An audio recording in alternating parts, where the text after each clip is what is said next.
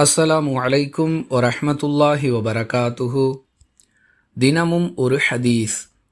கைரில் மக்தூபி அலைஹிம் வலல்லாலீன் என்று இமாம் கூறும் பொழுது நீங்கள் ஆமீன் என்று கூறுங்கள்.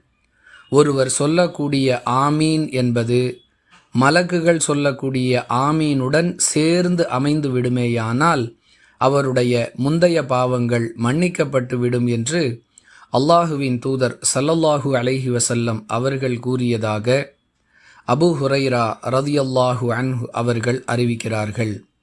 நூல் புகாரி, ஹதீஸ் எண் 782. அன்பிற்குரிய அல்லாஹுவின் நல்லடியார்களே, ஜமாத்தாக நடைபெறக்கூடிய தொழுகையில் இமாம் திருக்குர்ஆனை சப்தமிட்டு ஓதக்கூடிய ரக்காத்துகளில் சூரத்துல் ஃபாத்திஹாவை ஓதி முடித்தவுடன் பின்பற்றி தொழக்கூடியவர்கள் ஆமீன் என்று சொல்ல வேண்டும். அதனால் கிடைக்கக்கூடிய பயன் என்ன என்பதை இந்த ஹதீஸ் விளக்குகிறது. நடைமுறைப்படுத்தி நன்மையை பெறுவோம். வாஹிரு தஅவானா அனில் ஹம்துலில்லாஹி ரப்பில் ஆலமீன். அஸ்ஸலாமு அலைக்கும் வரஹ்மத்துல்லாஹி வபரகாத்துஹு.